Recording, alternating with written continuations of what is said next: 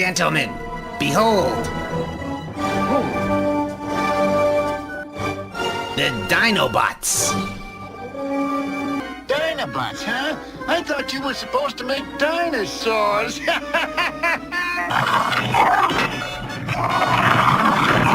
got haywire.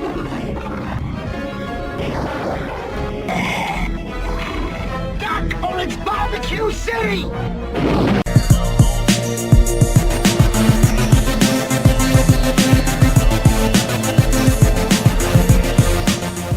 Consider supporting the channel on Patreon, becoming a channel member, or checking out my Teespring store today. The original Diaclone Lancia Stratos Turbo toy was based on the real-life rally car that raced in the Giro d'Italia Automobilistico. To avoid licensing issues, the logo for the Italian airline Italia was altered with a double L. A variant of this toy sported a different head and a modified logo to avoid issues with the cigarette brand Marlboro. The first version was brought into the original Transformers toy line in 1984 as Wheeljack. In his profile as written by Bob Budiansky, Wheeljack is the Autobot's crazy mechanical engineer who is often injured in his own experiments. While he is a skilled stunt driver, he likes to show off, and he is one of the few Autobot cars with the built-in ability to fly in robot mode. First introduced in the Marvel Comics, Wheeljack was one of the Autobots aboard the Ark when it crash-landed on Earth 4 million years ago. Reawakening in the present day of 1984, Wheeljack stated that he loved messing with gadgets and weaponry, and was the bot that Ratchet had to patch up the most. While Wheeljack was overshadowed by many other characters, he was eager for action in the early stories. His mechanical prowess proved useful as he helped activate the second wave of Autobots on Earth, and he led the construction of the Aerial Bots and the Protectobots. After Grimlock took command of the Autobots following Optimus Prime's death, Wheeljack continued putting his talents to use, creating a device that could produce Energon cubes. However, Grimlock's obsession with punishing Blaster pushed Wheeljack to call in his old friend, Skylynx, to help deal with Grimlock. Eventually, Blaster and Grimlock settled their differences in combat, which was only resolved when the Decepticons attacked the Ark on the moon. Wheeljack disappeared after the battle, but it was assumed that he was killed by an underbase-powered Starscream. While he was overshadowed by other characters in the comic, Wheeljack appeared more frequently in the cartoon. In fact, Wheeljack was the first Transformer to appear on screen in the pilot episode More Than Meets the Eye, of course after the cartoon's intro. He and Bumblebee were searching for what little energy remained on Cybertron. Transforming into a Cybertronian transport vehicle, Wheeljack and Bumblebee successfully made it past a Decepticon patrol on their way back to Iacon. Unique among the other Autobots, Wheeljack's ears glowed as he spoke, and his voice actor, Chris Latta, gave him a Brooklyn accent that went along with his Italian color scheme. I think you're gonna eat those words on a silicon wafer. Once arriving on Earth and taking his familiar rally car mode, Wheeljack's talents were put to good use to help the Autobots stop the Decepticons. Okay, Skyfire, let's cap this energy gusher. You know, it sure is nice when one of my inventions actually works. His limited flight ability allowed him to assist Trailbreaker in putting out a huge inferno, and he helped Skyfire when the Insecticons clamped down on his wings. Yeah!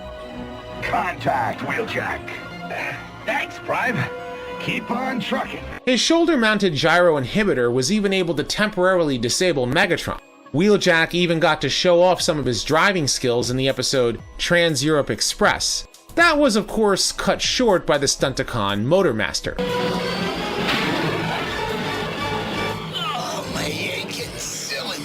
As the Autobots' engineer, Wheeljack invented many weapons and gadgets in addition to helping Ratchet with repairs. Some even backfired on him, such as his instant immobilizer,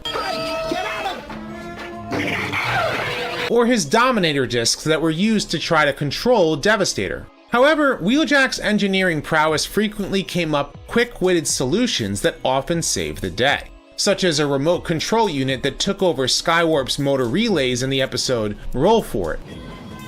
What's going on? I'm not in control of my own wrenches.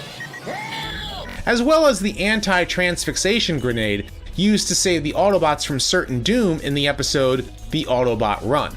He and Perceptor were also able to get a matter duplicator running in time to mass-produce Korostop, the only known cure for the Cybertronian plague of cosmic rust.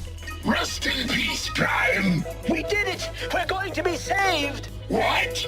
Back on Cybertron, Wheeljack's lab had some of his best equipment. It was there that the Autobots found the parts needed to repair Optimus Prime in Divide and Conquer. And Wheeljack was also able to build a device that reversed the effects of Dr. Arkaville's mind control in the Ultimate Doom. It's Independence Day! All of this doesn't even include his and Ratchet's most famous creations, the Dinobots. While they were sometimes unruly, We really need your help. Why won't you give us a hand? Me don't know why not. So we help. This time. Wheeljack's fatherly affection towards the Dinobots prompted him to upgrade their memory components as best he could. While he was a popular character in the cartoon, Wheeljack was among the casualties during the Battle of Autobot City in Transformers the movie. However, Wheeljack did appear in the Japanese continuity in Transformers Victory, where he, alongside Perceptor and Minerva, rebuilt God Jinrai into Victory Leo. More on that later.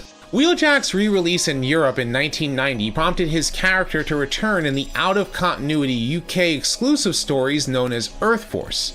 In that same year, Wheeljack also received an Action Master toy that came with a transforming Turbo Racer. This prompted for his return in the Marvel Comics, when Grimlock used the power of Nucleon to revive his fellow Autobots to stop Unicron. Wheeljack reluctantly joined the battle and remained with the Autobots until the end of the comics run. In the Dreamwave comics, Wheeljack was able to come up with a cure to stop a virus created by the Decepticons that turned organic life into metal. Unfortunately, this directly drained the energon from the Autobots as they worked to stop it. Using a large satellite dish, Wheeljack drained himself completely to stop the virus, putting him into stasis lock. Fortunately, Ratchet was able to restore the Autobots' engineer, who remained on Earth to oversee the construction of Autobot City.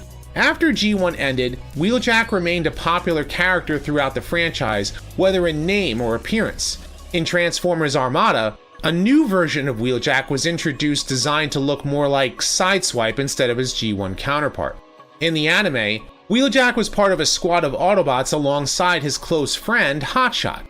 However, during a battle against the Decepticons, Wheeljack was trapped under a heap of rubble, surrounded by a blazing inferno. Hotshot left to get help, I promise I'll come back. but unfortunately his commander ordered Hotshot to abandon his friend. It was there that Megatron found Wheeljack and recruited him to the Decepticons. Excellent. You've made a wise decision. Consider yourself part of the family. Voiced by Michael Dangerfield, Wheeljack came to Earth years later to face off against his former friend. I've come to get my revenge. So, are you ready? You never should have left me out there. Leaving the Autobot cause behind, Wheeljack had ninja-like abilities, making false duplicates of himself, and disappearing and reappearing, much like Scorpion from Mortal Kombat. Scorpion wins. Once the threat of Unicron forced the Autobots and Decepticons to join forces, Wheeljack and Hotshot put their differences aside as they battled together once more to put an end to the Chaos Bringers' attack on Cybertron. Since the name of Wheeljack was already name-slapped to the Armada character, a new Wheeljack lookalike was introduced in Transformers Energon as Downshift. Voiced by Ty Olsson, Downshift joined Optimus Prime's team alongside Cliffjumper and Bulkhead. This is a disaster. Unfortunately, a frequent error throughout the series had Cliffjumper and Downshift switching voice actors, and both were called by the wrong names as well. There are literally millions of planets out here, Downshift, and it'll take forever. We'll be here for the rest of the next millennium. You have something more important to do, Cliffjumper? Interestingly enough, the Armada character was named Rampage in the Japanese version of Micron Legend, allowing the Energon character to be appropriately be called Wheeljack in Superlink. Like other Autobots in Energon, Downshift could power link with other Autobots, becoming either the upper or lower body. Power link complete! Wait just a second here. Hey, how did I end end up down here? Although he did not appear in the Transformers Cybertron cartoon, Downshift received a new toy as a muscle car. In the Transformers Cybertron comic, published as part of the Transformers Collectors Club magazine, Downshift was impaled by a Decepticon attack and he was rebuilt into his upgraded form. In the IDW comics, Wheeljack remained a regular supporting character during the battle against the Decepticons. Using his familiar glowing ears when he spoke, Wheeljack was quick to come up with witty solutions to whatever problems the Autobots were facing. When the war was over, Wheeljack upgraded many of the Autobots and Decepticons into Cybertronian-styled vehicles. Helping Starscream and Bumblebee establish a new government on Cybertron, Wheeljack operated Metroplex's space bridge to bring other Cybertronian colonies back to their homeworld. Eventually, Wheeljack met his end, saving the entire population of Elonia when Unicron devoured that world. A version of Wheeljack who was similar in appearance to his G1 self was present in Transformers Animated as part of Perceptor's Ministry of Science. While he had no speaking lines, Wheeljack now sported a beard and was present when the Autobots activated Omega Supreme.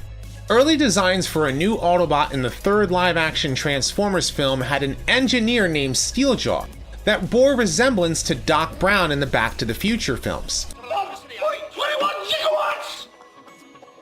1.21 gigawatts!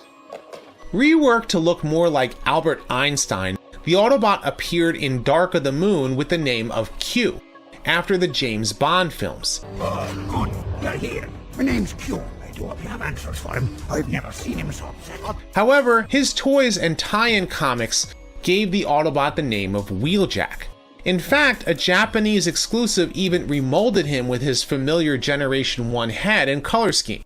Voiced by George Coe, Q transformed into a Mercedes-Benz E550, and he gave weapons and gadgets that he invented to help his human and Autobot allies. Wait a minute! I'm not letting you go out there without my urban combat prototypes. Unfortunately, during the final battle in Chicago, the Decepticons captured Q and his teammates, and he was executed by Barricade. Unlike his movie appearance, Wheeljack debuted in the Aligned continuity designed to look similar to his G1 counterpart. However, instead of being an inventor, this Wheeljack was a sword-wielding loner who did not see optic to optic with authority figures. When the no-nonsense Autobot Ultra Magnus took command of the Wreckers, I couldn't deal with Wrecker style back on Cybertron, and I refused to deal with it here. Wheeljack left to travel the stars aboard his ship, the Jackhammer. Voiced by James Horan, Wheeljack has, instead of his familiar glowing ears, a retractable faceplate to go along with his gritty persona. If you're trying to ruin my day, you're gonna have to try harder. He came to Earth to reunite with his old wrecker buddy, Bulkhead, in the episode Con Job. Me and Jackie go way back. We were part of the same war unit, the Wreckers, which means the cons are gonna wish he never found us. Unfortunately, he was captured by the Decepticons, who had Makeshift disguise himself as Wheeljack. They're a real Wheeljack? Oh, indeed. And I expect Lord Starscream is making sport of it. Fortunately, the former Wrecker was able to break free, confronting his doppelganger long enough to send Makeshift back to the Decepticons with one of Wheeljack's grenades. Makeshift, you fool! Much like Tigatron and Beast Wars, Wheeljack continued to make sporadic appearances to help his Autobot friends before going back to be on his own. Jackie never stays, but he always comes back. However, he easily befriended Bulkhead's human partner, Miko. Good to see you, kid. Safe to assume we're the only 3 Wreckers around? So what are we waiting for? Let's do some damage. And the two were able to take down the powerful Insecticon Hardshell. During the 3rd season, Wheeljack attempted to reconcile his past and his differences with Ultra Magnus, who formed a new team of Wreckers including Bulkhead and Miko, even facing off against the mighty Predaking. While it was initially conceived as a prequel, the Bumblebee movie featured a very G1-inspired Wheeljack back on Cybertron, voiced by Steve Bloom. Wheeljack was seen among the other Autobots evacuating the planet to escape from the Decepticons. Returning to his roots, Wheeljack was once again the Autobots' overly enthusiastic engineer in Transformers Cyberverse. Voiced by Billy Bob Thompson, this Wheeljack follows his evergreen design while sporting a beard similar to his animated counterpart. This is my new Mega Magnetizer. See? That works great. While he usually came up with inventions that blew up in his face, Wheeljack developed a rivalry with the Decepticon Shockwave, as both were working on projects to put a stop to Starscream's control of the Allspark. One of the most glaring mistakes in the Japanese continuity of G1 was certainly Wheeljack's appearance in Transformers Victory. After all, he was seen lying dead in Transformers the movie. The simple explanation is the Japanese did not see the movie until 1989, and by that point the episode of Victory had already aired. In an attempt to rectify this continuity mistake, the Binaltech storyline, told through text that came with the toys, tried to explain that Wheeljack saw his own future and attempted to save himself and the other Autobots by using a device called the Genetronic Translink System to control multiple bodies at once. As the story progressed, ripples in time and a battle against Nemesis Prime splintered the entirety of the Binaltech story into a separate universe. One final portal allowed the Binaltech universe's Overdrive, Prowl, and Wheeljack to arrive into Japanese G1 cartoon continuity prior to the events of the Headmasters. This would not only explain why Wheeljack appeared in Victory, but also why Prowl was present battling alongside Ultra Magnus in Headmasters. Over the years, Wheeljack has always been one of the most popular characters in the franchise.